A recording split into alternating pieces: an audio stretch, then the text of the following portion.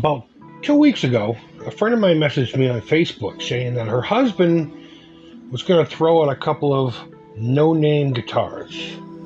I guess he had just literally tossed them into the driveway, and she knew I like to fix them up and do weird things with guitars, so she asked me, would you like them? And sight unseen, of course, I said, yeah. So I picked them up the next day. This is exactly how I found them on her porch. So coincidentally, a day or two before that, another friend of mine who actually lives a few blocks away from the one who gave me the two guitars asked me to work on one of his guitars, and in trade he gave me this hot pink 80 shredder, which you will see here on the channel not too long from now, as soon as I get some parts for it. But regardless, he also gave me a pile of other parts that he had no use for, to say thank you for doing the work for him. So I picked them all up on the same day, since they're in the same neighborhood. I picked up 4 guitars, but in that pile, more importantly, was a set of the pickups that you see here right now. This very pickup right here is the genesis of this entire project. I saw the pickups and said, you know what, those look nasty. They just reminded me of Texas Chainsaw Massacre, something to that effect. And after looking at those pickups and the 2 guitars, I said, you know what, I'm going to go for that kind of vibe. Something that maybe Leatherface himself would be playing. So after looking at both guitars and wondering which one I should use, I figured this one right here would be the best bet. You can still buy this guitar for about $100 on Amazon right now, and I think that's primarily what it was. It was an Amazon deal. It's called the Assassin by BGuitars. Never heard of them, but it is what it is, I suppose. And the main reason I picked this one is because of all the space you see on the face of the guitar. Normally with a Strat style guitar, the pickguard there on the lower horn will cover it. And it just seemed like there was a lot more space to work with on this one. The idea here is to go gross in Texas Chainsaw Massacre. So it was at that point where I took the entire guitar apart and I cataloged all the parts. And I went to work straight on the pickguard, because if the pickguard concept didn't work, then the rest of the guitar might not have worked. I do apologize, I don't have any process images of the pickguard. I thought I had taken them as I did each step. So I'm going to do my best to try to quickly explain what I did here. Initially, the guitar had 3 single coil pickups like a typical Stratocaster would, and I knew I wanted to get rid of that altogether. So one of the vibes I'm trying to go for is something that would have been built in '86 by Tom Savini, if that makes any sense to you. So it had to have a single humbucker in the bridge position set at an angle. If you go back to the initial picture of the guitar before taking it apart, you'll see that it had 3 single coil slots. So I had to get rid of at least 2 of them and then file out a spot for the humbucker in the bridge position. So I put painter's tape on the face of the pickguard over the middle and the neck pickup positions. I put a piece of cardboard on top of that, and then I taped the cardboard to the pickguard and then turned it over. The reason I did that is because I was going to pour 2-part resin, the same thing I use to pour up my little figures. It's just a little 2-part deal, 1-to-1. And when it hardens, it's like a hard plastic, and it cures in like 5 minutes. After that was cured, I pulled off the tape. I also did that to 2 of the knob holes. I only wanted 1 volume, so I got rid of 2 of them, leaving only the center. But once I peeled the tape, I knew I was going to do what they call corpsing to the face of it, so I wasn't too worried about the resin falling out, but I did tooth it up on the edge so it would have something to grip onto. And then on the back, I did put some duct tape underneath it just to hold it while I did the next process. So I corpsed the pickguard, basically using Mod Podge and Viva paper towels. Same thing you could use with, say, the blue shop towels, because they don't have any specific pattern. You just layer down some glue, put the paper towel down, layer glue on top of it. And then the rest of it is basically a paint job. Of course, before doing that, I had to cut a spot for the humbucker. So I got a typical humbucker ring. I put screws through the post holes on the ring, and then put them through the post holes for the bridge single coil, and then drew out the spot that I needed to cut. I did it with a Dremel and some files. It didn't have to be clean again because, again, it was going to be corpsed up and it was going to look bumpy and gross anyway. And I think it worked out well. And that's the reason why the project continued, to be honest with you. Simply because if this part didn't work, I didn't think the rest of it was going to. But luckily for me, it did. It looked great. So now on to the 80s part of this whole thing. Because remember, my hero Tom Savini would have made this in the 80s. And you don't get much more 80s and tiger stripes on an electric guitar. So I decided to go for that vibe with a little bit of a twist. And I didn't start in the center like a lot of them do. So I got some painter's tape and I just made these shapes and put them around the edge as if they were kind of like a tiger stripe situation. I didn't do the back though. I did a little bit onto the sides, and you'll see that here in a minute.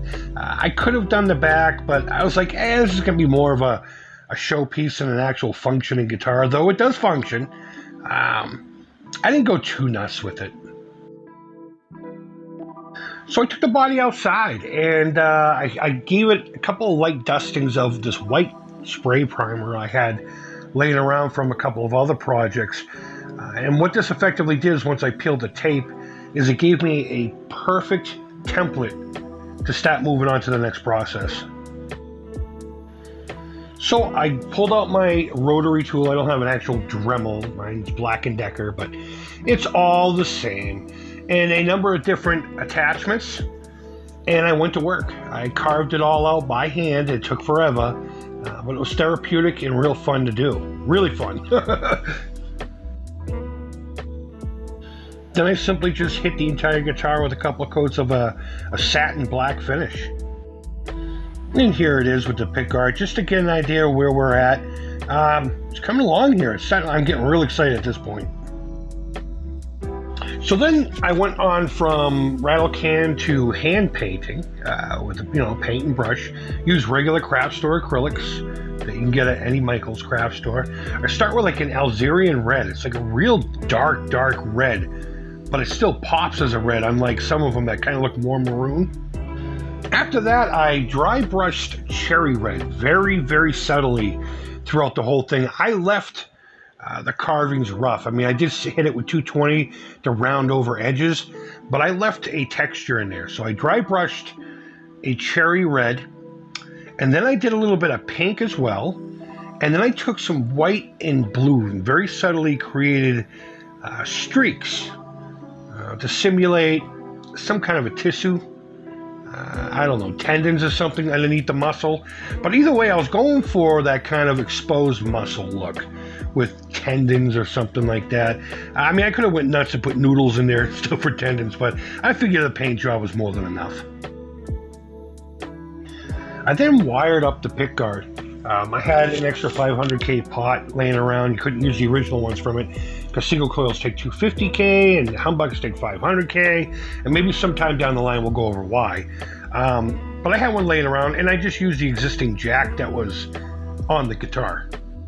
I then needed some kind of a knob to put on the volume pot, and I didn't want to use the one that came with it. It was white. I did try staining it to look dirty and gross, but I was like, you know what? No, that's not going to work. So I went to Thingiverse and found one there to print up. It's gigantic. It's much bigger than any guitar knob I have ever seen on a guitar. Easily, probably 2 inches across. But I thought it fit perfectly. You know, the 3D printer I have is turning out to be a real valuable tool for multiple things, including guitar work. What you're looking at now is actually a guitar body that's completely 3D printed that I will be doing a video shortly on here once I get it finished. So here's a guitar wired up, pickguard screwed to the body, and I'm getting ready to do the final assembly. And here's the final product. I gotta say, I'm extremely happy with this. Some people have goofed on me, but I don't care. I love it. So going back to the carving design, and a feature I've failed to mention earlier, after everything was painted, I had a little bit of leftover clear, red tinted resin from another project. I kind of painted it over each one of the wounds to give it kind of an ooey gooey kind of vibe.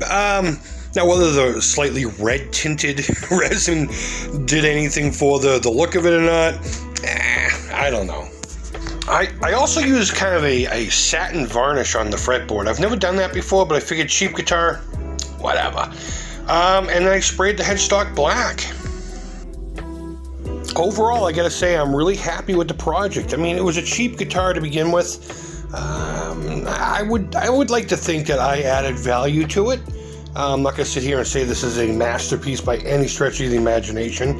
Again, more of an art piece than it would be a functioning guitar. Now, speaking of that, how does it play?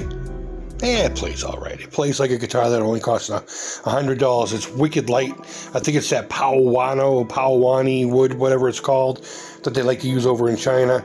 All the parts are cheap. The tuners are weird. They're way too tight. I think I gotta go in there and fuss with those a little bit. But overall, I am really happy. I'm really happy. Let me get in here close. One guy called this chocolate pudding. They said, "Why is there chocolate pudding on the guitar? What? Why? Where?" You know, he was making fun of me, but I don't care. So here are the wounds, and you know, all the little sinews and stuff like that. I mean, it doesn't come off the greatest on camera or whatever, and some of them do follow through to the other side. The back has nothing. It's just, I just sprayed it black. Same with the back of the headstock. Left everything as is. I thought that was a pretty neat idea. Again, it was a cheap fretboard, or cheap guitar, I should say. Right here there's a crack in the fretboard, which I filled with some super glue. I should have shaved some of the wood here and then filled it with wooden super glue, but what are you gonna do? I don't want to spend too much time on it. I didn't even think it would play well. But it plays good enough, and this pickup is perfect. It sounds like it looks. I'm not going to sit here and say it sounds the greatest, but it does have, we'll just say a gnarly sound. It's definitely an older pickup. I suspect it came out of a Yamaha Les Paul copy, kind of like a lawsuit era kind of deal. And there's a reason why I say that, which I'll leave it to myself, but it would make sense from whom I got the pickups from. Given, you know, we used to be in bands back in the day. He's actually a bass player, but he wanted me to repair a couple of his guitars that he had that he just noodles around with. So there you go. There is the full build. I wish I had taken actual video and stuff. I didn't think to, but I most certainly photographed most of it. But there it is. That's the Blood and Guts guitar. If you have a better name for it, let me know down in the comments, and I most certainly will start addressing it as such. Folks, thank you always so much for watching. I really do appreciate it. I apologize for my lack of content, but we're going to do it sporadically and have fun doing it. I mean, we were just at Canby Lake Park, and I should have just vlogged from there. I got to remember that I vlog now on top of make filthy mouth video game videos over on the Atari Creep channel. But either way, let me know what you think about this. Leave me feedback. Thumbs up, thumbs down. All feedback to me is positive. It always has been.